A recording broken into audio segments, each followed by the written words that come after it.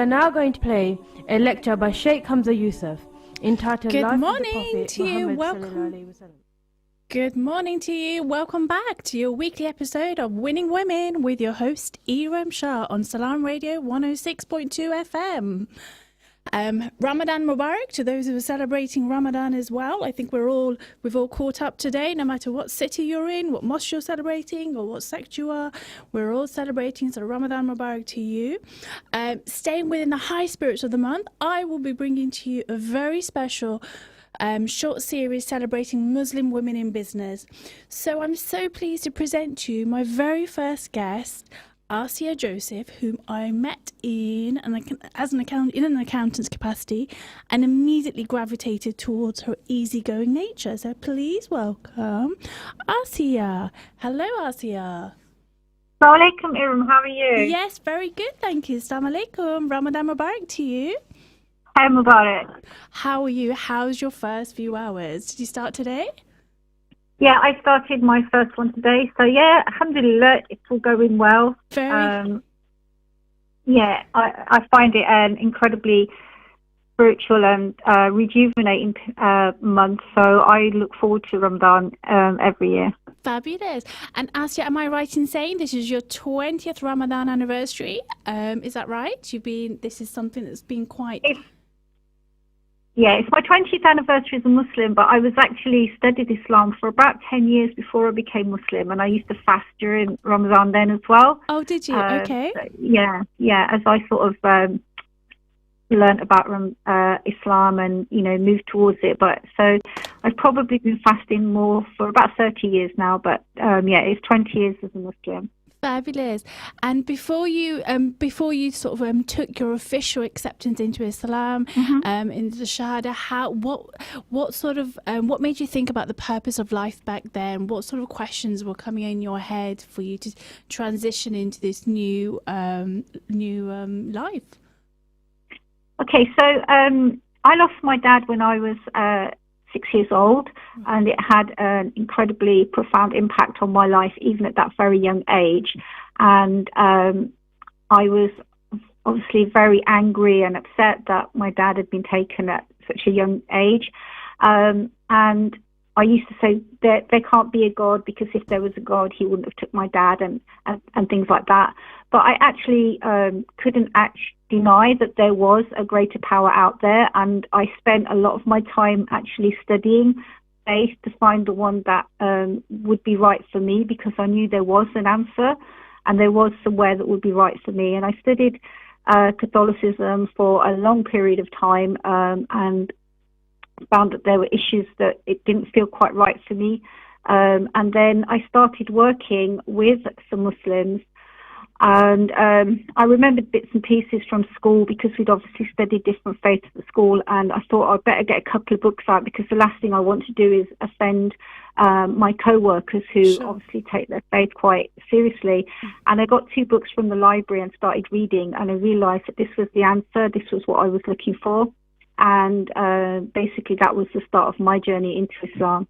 Very nice. Thank you so much for sharing that. You described your journey as having brought light of Islam to your heart. How has life changed for the better for you since then?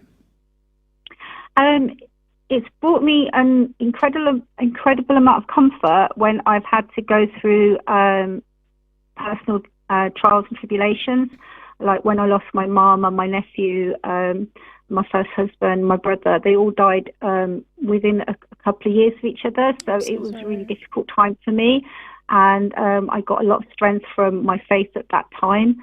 I've also met some amazing and wonderful people during that time, and I found a direction and understanding in my life, because we're here only for a short time, and we have to try and do as many good deeds, I believe, obviously, to try and get, to improve our lives here. And by doing those good deeds to please Allah, it's moving us forward on a plane towards a better and longer everlasting life. And because you've got that purpose and the reason for why you're doing these things, and you're doing them purely to please Allah, not for anything else, it gives you a direction and a purpose, I believe, and makes a greater understanding of life, and also helps you to deal with things that don't go quite so well, because Allah is the greatest of planners, so He may not necessarily give you what you think you want in life, but He knows what you want in life, and it's that acceptance that helps you to deal with things that don't perhaps go the way you think you want them to. Absolutely, and I think you're absolutely right in saying that it's when we're on our really sort of downside, then we realise that's when a lot of people, we really sort of understand, how much the spiritual guidance really helps. Thank you so much for sharing that. Asiya, what would you say to somebody who's seeking support and guidance towards finding their spiritual truth at this moment? They could be a born Muslim, but perhaps not as active as they'd like to be, perhaps, or perhaps somebody who's not found their source. Understand who they think their source of universe will be. What would you say to them? I think it's important for you to read and find out about Islam and find out about the true Islam. We often make the mistake of thinking that Islam is as people practice it, and many of us know that there are a lot of traditions and cultural differences in Islam that separate it from the true meaning of Islam. So I would say study Islam and keep the company of good people who are doing this for the pleasure of Allah.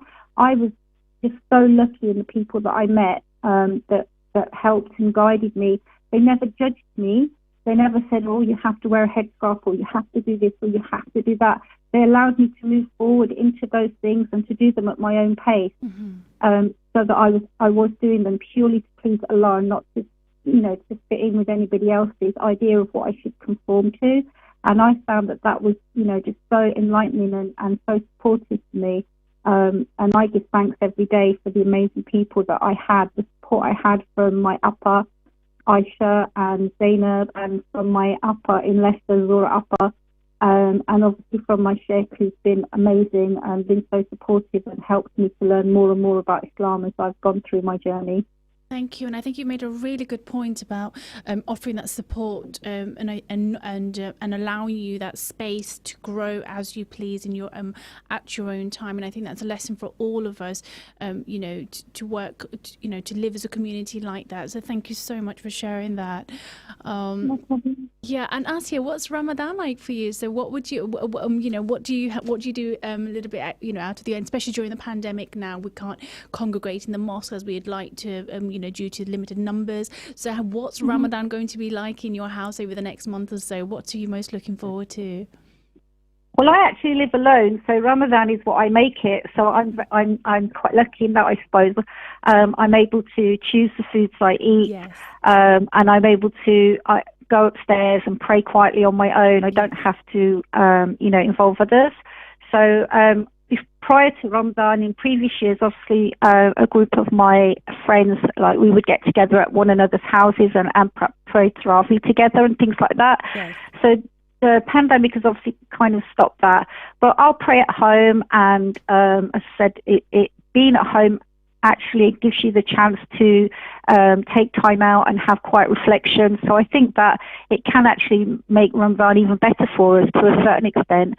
And it's always good to, I think, do things differently, because we quite often get into a rut where, we have to do, the big feast, the big iftars and all that sort of thing, because it's tradition, and maybe having a break from that and finding that there is perhaps different ways to do it that may be better and more spiritual for you.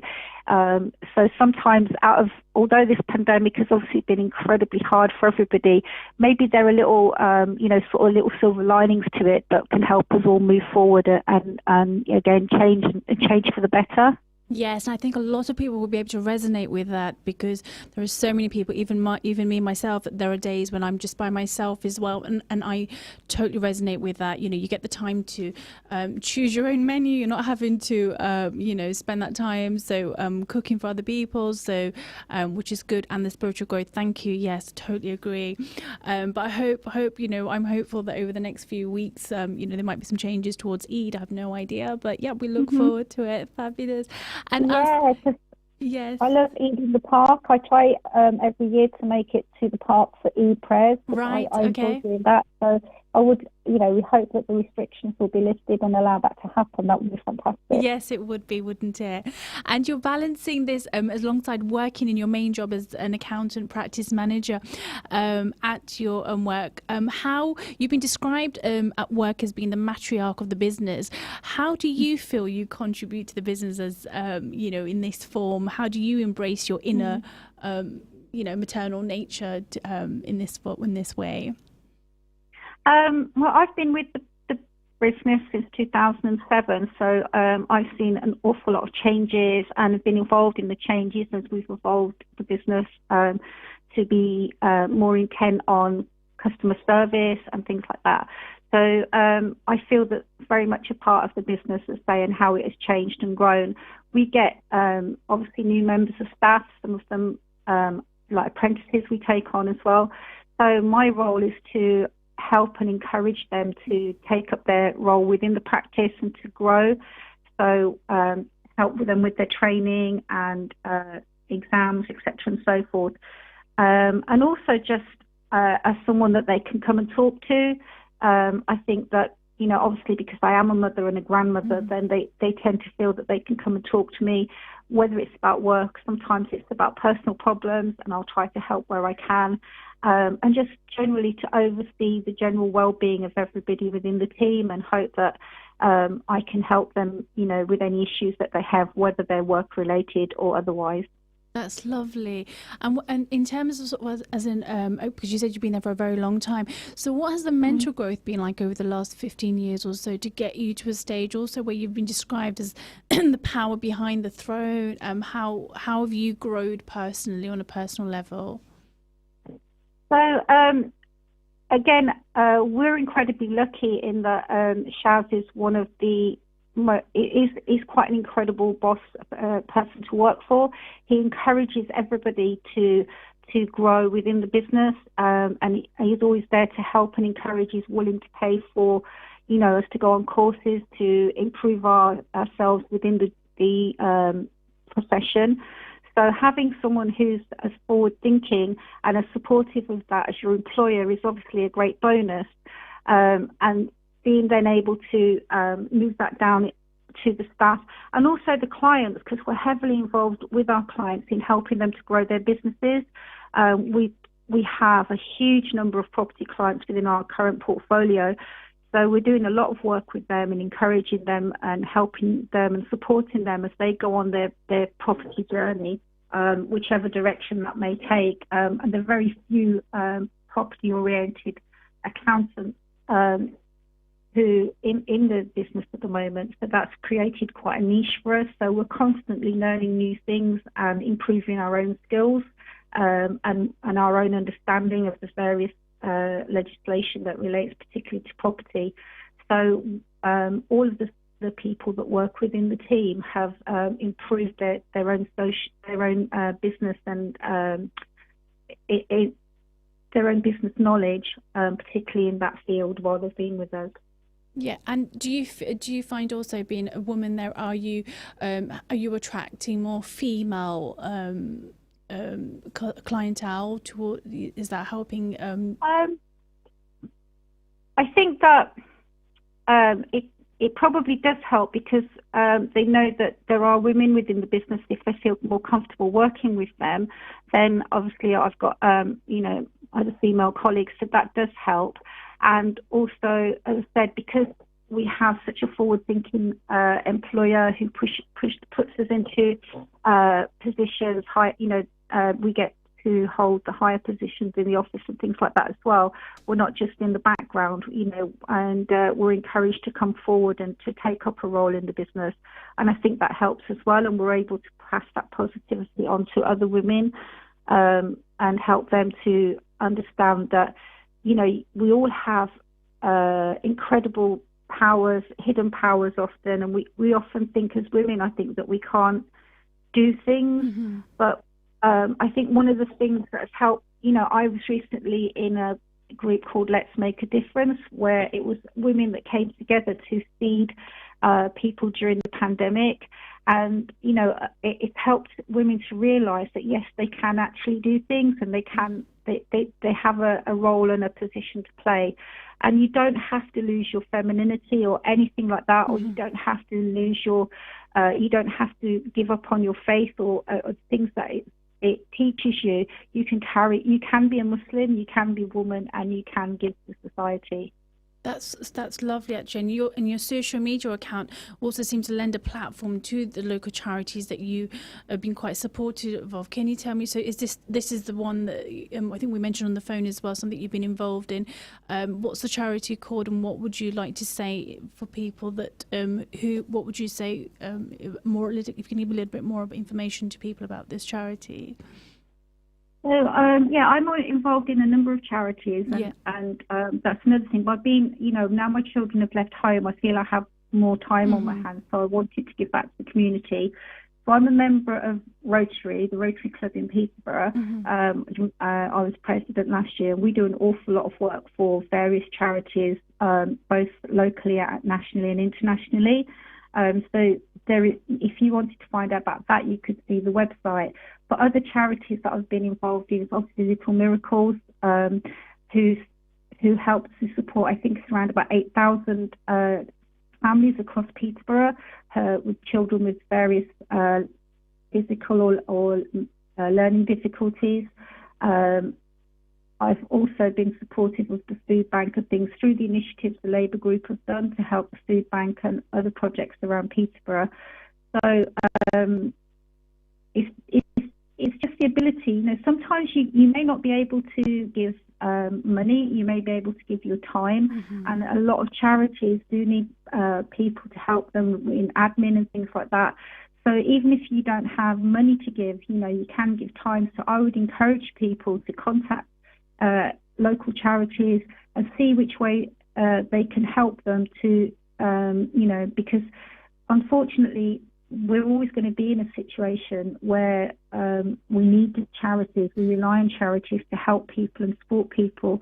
So the best way that we can do it is not necessarily just through handing out donations, which obviously are incredibly important, but also through our own time and support, or maybe just even if it's something like sharing events, because sometimes, that might be all you can do is share events on your Facebook page and things like that. But that will help because people will be able to go and support the charities. Yes, and it creates awareness of the charity as well. So that's something that you've been, and for you, do you, I see you see it as a form of contribution towards your local community that you feel so passionate about, especially being a local councillor as well. So what? So they're the main charities that you're involved in, sort of with those ones, yeah. Yeah, I'm also a trustee at Paston Farm, which is a local charity which helps predominantly people, the residents of Paston, and just I say lots of other things that you people will approach you in your role as councillor, and then you're able to then support things like Coats for Kids, which is a charity that collects coats and distributes them to those that, a lot of children who just don't have a coat. And it's hard to imagine that today in one of the richest countries in the world, supposedly, that children, that parents don't have enough money to buy their children an essential such as a winter coat.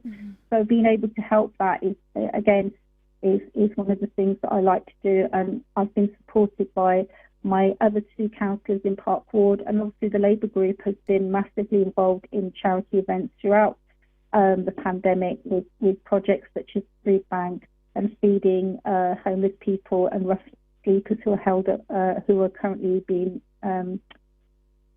out-homed in various hotels around the city. Yeah, and do you get involved with us by texting us on 07411 191062, or you can email us at thestudio@salamradio.co.uk, and or if you're listening live to us on Facebook or YouTube, you can comment below. We are in conversation with Asya Joseph, and for people, Asya Joseph, Asya, you're a local councillor, you're working as an accountant, you also have time in between all of this, you've mentioned your politics as well. What we'll do is I think we'll be going to a break. No, Not yet. So in between this, how do you make time for politics? Like, what's your typical week like? How do you manage your main job and the time for politics and all the sort of philanthropy work that you do as well? I don't sleep a lot, so Okay. that helps. But I think, currently obviously it's election times, and so we are going out. We've been given the okay to go out and canvass now, because obviously during COVID we had to stop some door knocking and things like that.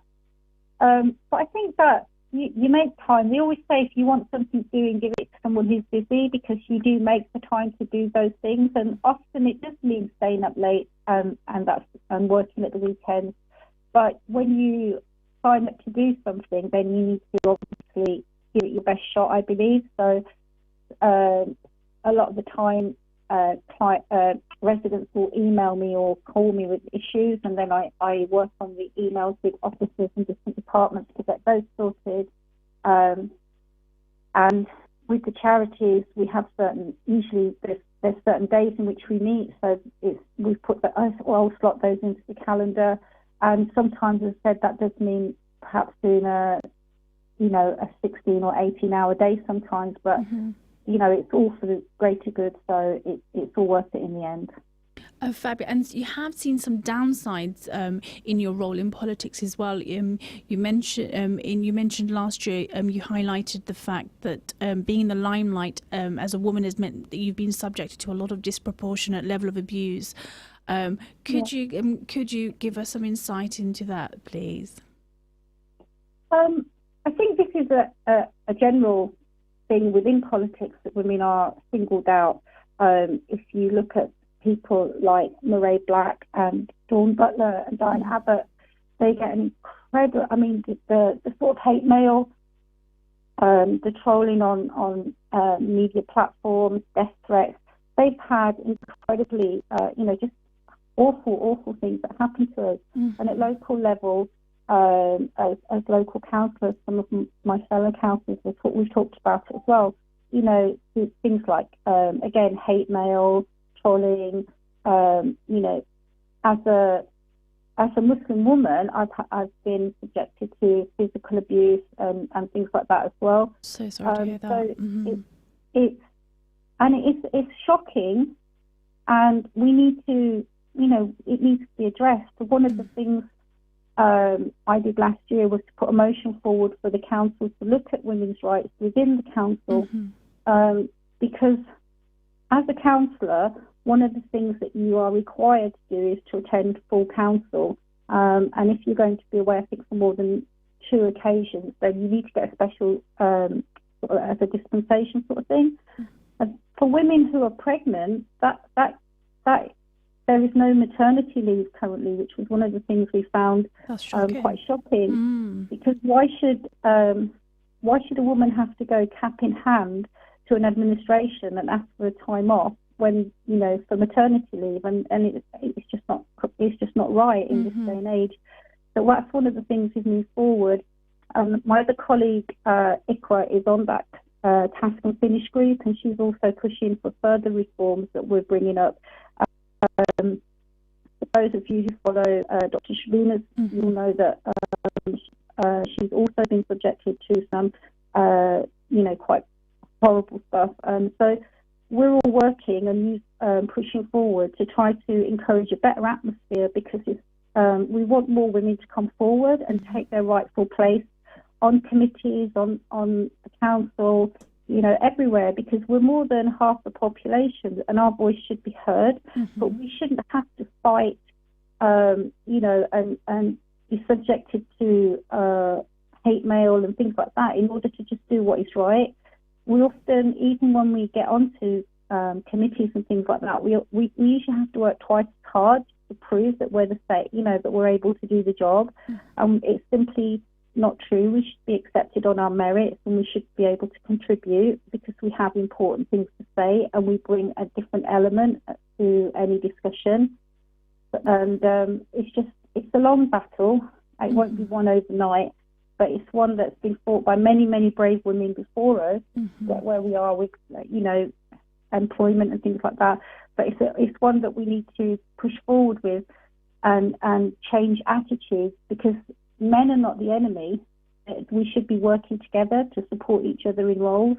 And many, many men are like that, but you do get some that just seem to want to put you down. So it's important that we as women stand together and make sure that we don't allow people to stop us from taking our rightful place on any given platform. Yeah, I absolutely agree. We're just going to go for a break shortly, but when we come back on our break, Asiya, I'd love to hear a little bit more, explore this a little bit more on how women, how we can make this a little bit more inclusivity as well. Do join us back. We're in conversation with Asiya Joseph.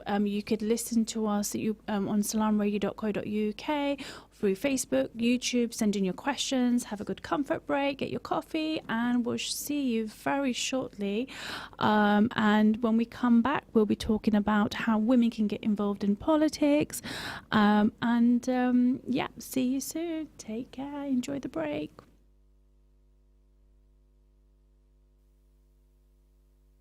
Stay tuned to Salam Radio after this short ad break. Mercy Universal UK based international humanitarian organisation है जो इस वक्त मकबूजा कश्मीर के अंदर वहाँ के यतीम, बेवागान और जरूरतमंद अफराद की फलाह बहबूद के लिए मुकामी समाजी तंजीमों से मिलकर काम कर रही है। रमजान के बाबरकत माह में अपने सदकात, ज़कात और फितराना मर्सी यूनिवर्सल को देकर मकबूजा कश्मीर के जरूरतमंद अफराद का साथ दे। Donate online on mercyuniversal.com या hotline number 03333 110047 या 01582 731313 पर कॉल करें। mercyuniversal.com। दोस्ता की परेशान है जरा कर ना सारा सौदा मुक्या वा मुल्का विच पैसे भेजने हूं नहीं अमार फूड वाले की फोन खड़का ते फ्री लोकल डिलीवरी कार मंगवा आलाता उथे कै स्पेशल आ उना की लबाई हाइजीन च ग्रेड 5 चीजें चंगियां मियारी ते सस्तियां ते नाले ऑफरां ही ऑफरां और क्या ताजा गोश्त ताजी सब्जियां ते फ्रूट आटा चावल दालां मसाले ते जूस सारे बिल जमा करने गैस ते इलेक्ट्रिक नो टॉप अप भी करने पाकिस्तान पैसे बिल्कुल फ्री भेजने मतलब के एक चिड़ी ने दूध छड़ी ते हर शय लबनी अठ जने ने आप उतरा Amar Food Store and Halal Meat 613B Lincoln Road Peterborough telephone 01733 687374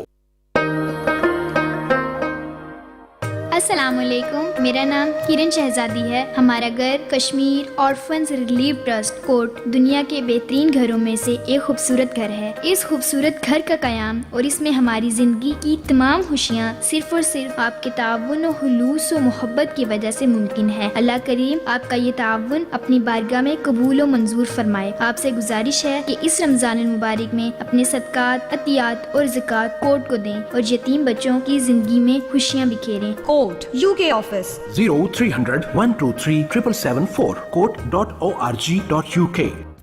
Due to conflicts and poverty, Muslims around the world have already been suffering. Now the COVID-19 outbreak has left these families further devastated. This Ramadan, join hands with UKIM to share the blessings. With just £50, provide a family suhoor and iftar for the entire month and make this blessed month comforting for them too. The Prophet, peace be upon him, said whoever feeds a fasting person will earn the same reward. Feed the fasting with UKIM. Call now on 0207 387 2157.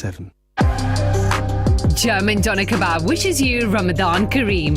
Enjoy your doner after dusk with us and choose from the original Doner Kebab, the KKL, the Doner Crunch Burger, or perhaps the Boss Box and so much more. You can find your nearest GDK at GermanDonerKebab.com or bring the Ramadan experience to your doorstep by signing up for your Ramadan pack at RamadanTentProject.com. German Doner Kebab. Kebabs done right. Now we're gradually coming out of lockdown. We can finally get out of the house and do some of the things we've all been missing, like meeting friends over a takeaway coffee or visiting family for a barbecue. Around 1 in 3 people who have COVID-19 have no symptoms and are spreading it without knowing. That could be your friend, relative, or even you. Help stop the spread by reducing travel and meeting outside. Let's take this next step safely. Remember, hands, face, space, and fresh air.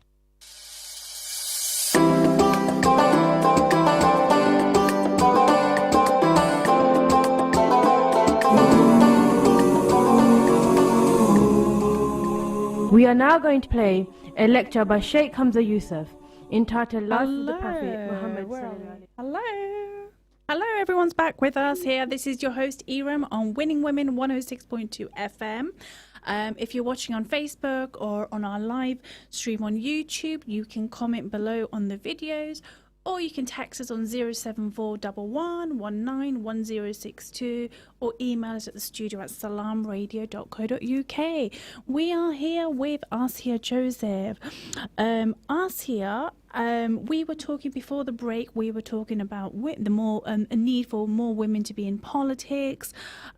We talked about some of the downsides. You've advocated a lot for women to come into politics. How have these conversations helped? Have you helped increase more interest? And especially for somebody who's practicing wearing a hijab, quite visible, visibly Muslim as well. How do you think you stand as a role model for others?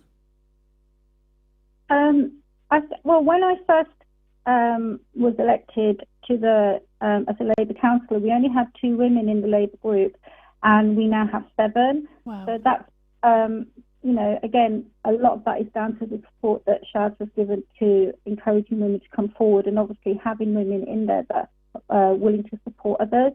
And I think that's important, that the women that are in politics already, the councillors we have, are more than willing to help and support other women come forward. And we do try to encourage women that we know to come forward. It is, like I say, it's not a bed of roses. There are difficult times, but you need to know that there are people out there you can speak to. And obviously you do have to have a little bit of a thick skin and not take everything to heart. But yeah, I think it's important that as people see women from different backgrounds taking their place there, then it becomes more of a norm than an exception. And so people no longer focus on the fact that you wear a hijab or you're Muslim. They focus on what you have to give as a person, and that's where we want it, where we want things to be. Yes. We want to be judged on our actions. But I think we can still, as women and as Muslims, take our rightful place, and we've got a lot to give, a valuable input to give, and that's why I would like to see more women from all backgrounds come forward, because I think they all have something important to bring to the table, and I think that it's only through education and acceptance that we can overcome racism and also the abuse that women get. As it becomes more and more the norm to see people from different backgrounds and women from different backgrounds, then hopefully that will help you raise awareness of the fact that we are all just human beings, and we should all respect each other the same. And for the women that are listening in and they feel as if, what would you say, how would they know if politics is the right path for them? What would you say, what sort of traits do you need, or what could your values be? Yeah. I think that if you want to find out, obviously get in touch with, say, one of your local female councillors, maybe come out on the doorstep and do a little bit of canvassing or things like that, and get a feel of the kind of work that we have to do. As I said, I think you do have to be a little bit thick-skinned about it, because you will get negative comments and you will have to deal with them. But I think you have to sort of separate that from your normal life in a way. So if people are, because what you don't want to do is obviously have people making comments and things about your own family and things like that. So you try to keep that a little bit separate, I believe. Mm-hmm. But I think it's important that you need to have a strong work ethic. You need to be willing to give up your time to help others, and you need to want to help others. Because for me personally, I believe that's the role, is to help to shape policy that will help make lives better for people in the city where you live. And that's what being a counsellor for me is. It's about affecting policy to try and change the way the city is and to make it better for other people. So if you've got those sort of traits, then I think you'll go far. Yes, and how rewarding is it for you to see those changes come into fruition? What do you, and especially if you've been living here for as long as you have been, how rewarding do you find that your work is actually making a real practical contribution to society? I think that obviously, as a party in opposition at the moment, we don't get to see as many of our plans fulfilled as we would like, but hopefully that will change in May. But it is really fulfilling, especially when people write back to you and thank you for the work that you've done for them. That's incredibly rewarding and incredibly special because, you know, you genuinely feel that you've helped somebody. Obviously, some of the bigger projects, like when we've like traffic calming and things like that, you may not necessarily get a response from the people that it's affected firsthand, but when you go around and perhaps do a canvas, they will tell you that, you know, those things have helped the issue and it's helped to improve their lives. And it does make you feel incredibly proud that you've been able to help somebody, even if only in a tiny way, but, you know, that there are actually some benefits being brought into the community and you've been part of that, because, you know, it is all about teamwork at the end of the day. You know, we all work together as a team. No one person within the group, you know, is on their own. We work together and we support each other. And I think that the strength that we get from working together is part of what helps to drive us forward. We've got an incredible leadership and an incredible team behind us, and we've changed direction so drastically over the last few years. And really move forward, and the group's become, you know, more diverse and forward thinking, and I think that's why we're currently where we are, in a position to hopefully take control in May if everybody comes out and supports us. Yes, so Asia, when we've talked about your politics, we've talked about you being at work. When you come home, it's you know we understand that you're a real dog lover and you love your furry animals. What are the dynamics at home like with your pet dog Kiva? And you have 3 cats, is that right? I do. Yep. Yeah. So I've always been brought up in a home with pets. Had pets as long as I can remember. We've always had pets at home. When I was married, we always had pets. My children are all pet lovers. They've all got various, predominantly cats, but my daughter also has a dog as well. I love having animals, and obviously living on my own, it does give you someone to talk to sometimes, sad though many people might think that is. So I have 3 cats. Obviously, they're similar to have cats. Plum loves cats. So I have 3 cats, Poppy, Milo and Banksy. Right. Banksy's a bit of a legend. He's quite the dude on Facebook. And then due to the fact that obviously when coronavirus struck, we all started working from home, and we have, both of us that have managed to do it successfully, we've been told we can certainly continue to work part-time from home even once everything returns to the new norm, as they call it. So because I was going to be able to spend time at home, that's why I was able to get a puppy, because priced at the amount of time I was out of the home, it wouldn't have been a good idea for the dog. It would have been cool. So I got an Irish Water Spaniel, which is one of the wonderful breeds. And she's just a bundle of fun. She's full of energy. She encourages me to go out and obviously walk and get exercise. And I do love my dog, I have to admit. Lovely. And you've said that when you were in lockdown, how did your furry friends provide you that companionship and help you with mental health support as well during those sort of challenging times? Well, there's been many studies, obviously, about the benefits of having pets, how they do help to calm you down, and they do give you a focus, because you have to, and for people with mental health issues, when you've got somebody else relying on you, whether it's a budgie or a bird or a dog, then often that's the encouragement you need to get out of bed in the morning because you have to take the dog for a walk or you need to feed the cat and things like that. Yes. Obviously, the stroking of animals has releases various sort of well-being feelings within you. So you've got that closeness with somebody, and you can sit and talk to them. And obviously, it's said the exercise element where you're taking the dog out, particularly a dog like Kiva who needs a lot of exercise. So, it's not unusual to do 5, 6, 7K walks with her now that she's she's almost a year now, so I don't have to limit her exercise. So there's lots of time spent out in the open air, getting fresh air, which is obviously helps to improve people's mental health as well. So, they're a great companion, and they give me, it stops you feeling alone when you're in the house on your own all the time. Yes, and I think you're right. It gives you a purpose in the day, doesn't it?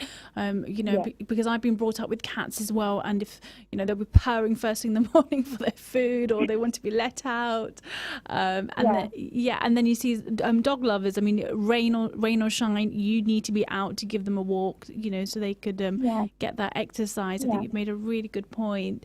How much joy do you get out of seeing your grandchildren, 6 grandchildren, I believe, running after these endless tails? What's their relationship with your pets? They all get on really well with the animals. As I said, most of my children have pets at home anyway, so the grandchildren are used to it. I think we've got about 11 cats between us and 2 dogs at the moment, and we're shortly to have my youngest son's going to get a tortoise. So we're massive animal lovers altogether. My grandchildren are literally the most amazing thing in my life. I always say to people, sit the kids and go straight to grandkids because it's so much more fun.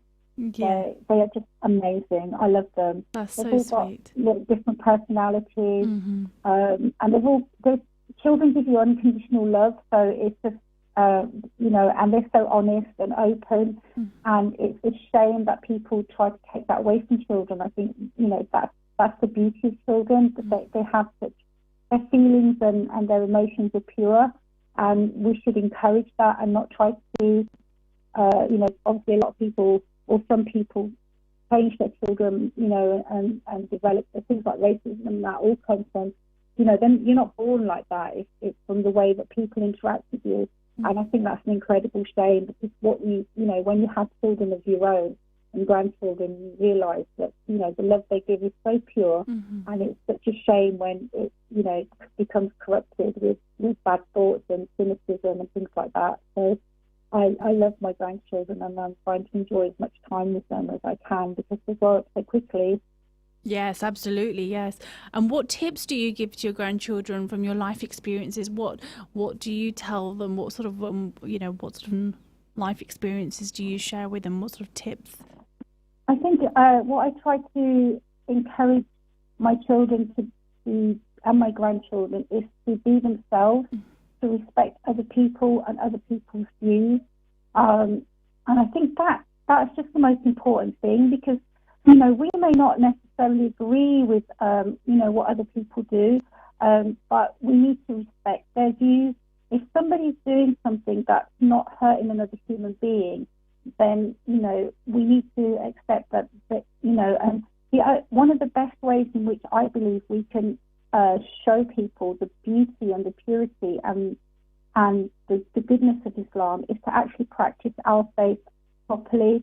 And rather than saying to somebody, "Oh, you're wrong because you're not Muslim," it's just to encourage them to find out more about Islam, to answer their questions, and not to judge them, because Allah, He is the judge and He is the greatest of judges. We are all sinners, so we don't have the right to judge other people. We need to concentrate on improving our own selves and reducing our own sins. So rather than concentrating on other people's sins, we should concentrate on ourselves and respect other people, and try to encourage them through our actions to see the goodness of Islam, and therefore, hopefully through that they'll find an interest, and maybe, inshallah, they would enter into Islam as well, because our Prophet encouraged us that somebody should be able to tell a Muslim, not by the fact that they wear hijab or they've got a beard, but simply by their good deeds.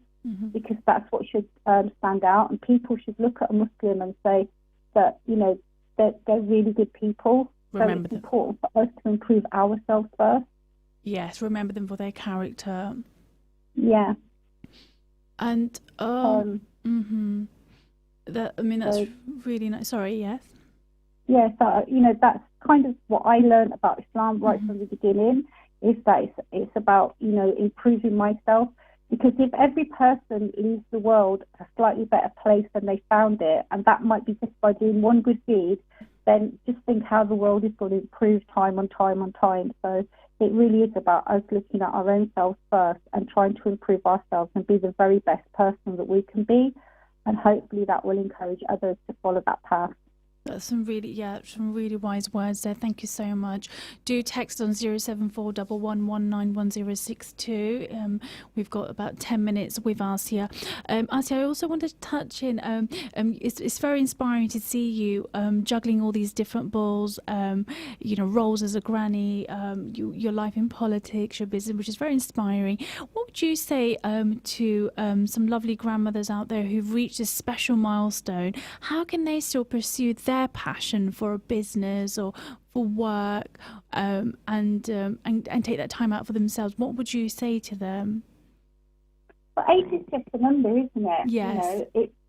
You know, if you feel that you've got energy, if you've got the energy and the vitality and you're in good health, then why not go out and do it? You've given of yourself. If you've reached to the years that I have, you'll already have hopefully had children and grandchildren, and you've given a lot of yourself to those tasks, and that's you know, entirely as it should be.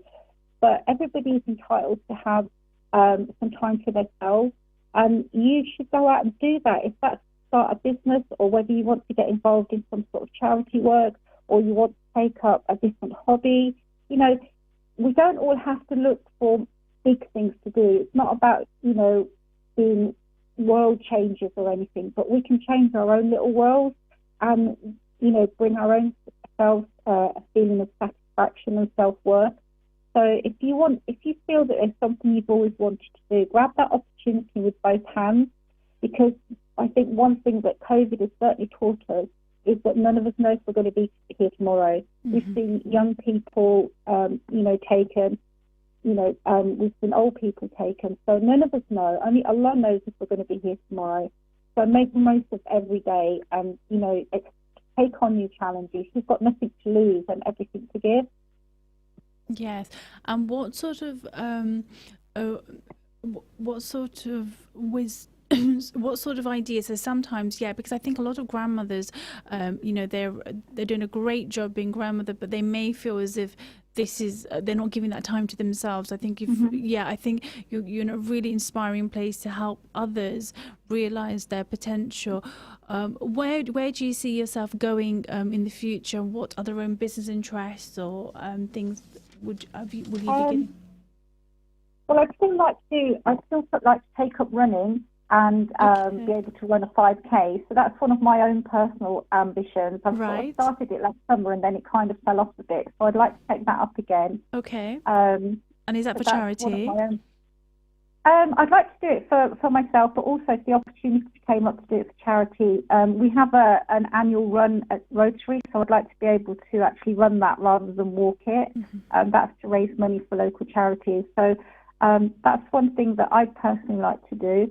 But I think there's so many things. I've got a colleague who does crafts in her spare time, and she then goes to craft fairs and sells her wares, which may not necessarily be very profitable if you factor in all of the time you've done to actually make those things. But again, it's something that if you're good at doing that, why not take that up? There's huge opportunities with online businesses as well if you want to do something small, and you know, those possibilities are out there. And one of the good things about social media is it has empowered people to be able to go out there and start up small businesses. Not necessarily, as I said, because you're going to end up being, you know, something like Virgin or something, but just so that you can say, yeah, I'm making, you know, that little bit of money. Making cakes is one that seems quite popular. And it just gives you that opportunity to do something for yourself and feel that you're creating perhaps your own little pot of money or things like that, or if you again, go out and maybe join a charity and be involved, because a lot of charities need volunteers to help support the people that they're looking after. And sometimes, we all know what's better than going to see your nana and having a cuddle or listening to your nana give you, some of her pearls of wisdom. We all love that, no matter how old we are. So as you can go and give that to other people and help, whether it's a charity that deals with children or a charity that deals with people with Alzheimer's and things like that.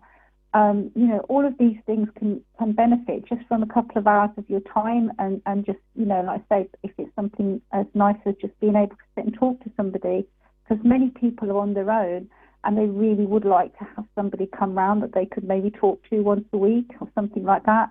And those sort of things, we could all maybe find that 1 hour a week to help somebody. Yes, and I think these things give you a sense of accomplishment as well, don't they? So exactly, and a purpose. So for those that are I think you're right, and you've given some really good ideas about baking. There's been so many different types of startups. You mentioned with your crafting. What sort of crafts are you interested in? So this is a colleague of mine that makes a lot of. She makes toys. She makes decorations.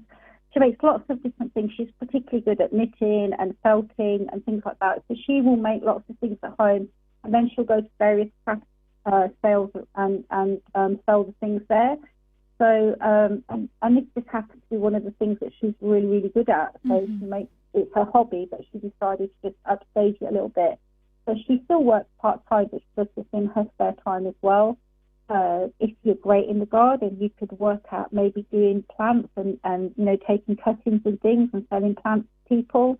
There's so many little pottery industries out there that allow people to, not just earn a little bit of money, but as you said, to give them something to focus on, spend a couple of hours a day doing. So it gives them a sense of well-being and a sense that they're still productive, that they're not just, been left on the shelf there waiting to pop off this mortal coil. We've all got so much to give, and I think we should live every day as if it's our life. Yeah, absolutely. Live every day to your fullest. So are you actually running in Ramadan as well? Are you going to be practicing any your training towards your big run in the summer? No, I think that becomes a little bit difficult because obviously with the fasting still fairly long, the issue is that you can become dehydrated unless you go in the evenings. If I get the opportunity in the evenings, I would have done, but currently we're canvassing. But I'll still be taking Kiva out for walks. But certainly once Ramadan's finished, then I hope to start getting out and doing my training again. And obviously that will help with the weight, which all of us seem to have piled on during lockdown as well. So I'd like to obviously lose a fair bit of weight as well. So those are kind of my personal sort of projects. But I probably won't get to do the running during Ramadan, particularly if it gets hot, because I'm not a hot weather person. And Inacia, what would you recommend for people to read as well during these times? For outside of Ramadan, what sort of books would you suggest people read to start feeling motivated, inspired? What are some of your favourite books? There are so many really good books out there by different motivational speakers, and I think you have to find the one that suits your own personality. Again, for me personally, I actually, this was years ago when I first entered into Islam, a friend of mine loaned me a tape by, that's how long ago it was when people had cassette tapes. Yes. A tape by Sheikh Riyad al-Haq. Right. And it was incredible. And I ended up having hundreds of his tapes and actually took dates with him. But the lessons that he taught me about being a better human being, I think has carried over into, other lives as well, and that's how it should be as a Muslim. It's a way of life and not just a religion. Yeah. But then, I think there are a great many different motivational speakers out there. David Heiner's incredible, and some of the big guns from America. But it all depends on your style and how you want, and you have to just search around and find the one that suits you the best, I think. Yes. And some parting words as we approach the last couple of minutes, Asia. What would you say to others? How to have a productive Ramadan, and what would you say? And also, just in general, with yourself being in business, what would be some of your parting words to inspire people? I think that the thing is that you should treat other people how you want to be treated yourself, to treat them with respect. And to always try to see the best in others. And I think that's true in all walks of life. I think the most important thing about Ramadan is to take some time out for yourself, to spend time with Allah and to, pray and make dua and ask Him to help you grow as a person, because He is obviously the one that is going to help us and to become better people. So make sure that you take time out during this Ramadan actually, reconnect and improve your relationship with Allah, and spend your time in prayer and in, thoughts and thinking about Allah, and try and find some good Islamic books to read to help you.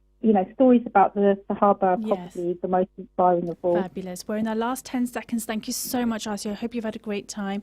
Hope the listeners feel inspired as well. And I shall see you next week with another episode of Winning Women. Thank you. Take care. Bye-bye.